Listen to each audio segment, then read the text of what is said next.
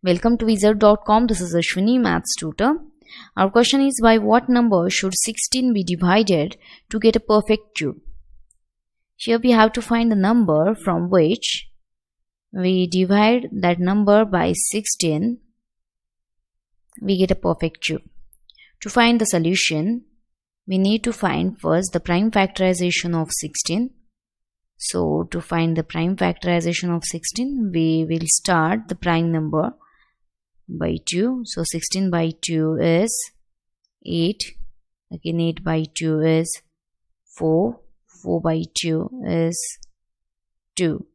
So the prime factorization of 16 will be 2 into 2 into 2 into 2 4 times, which is 2 to the power 3 into 2.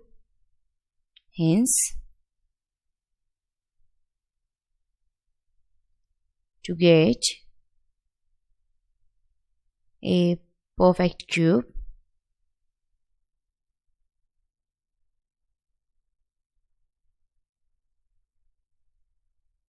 (16) should be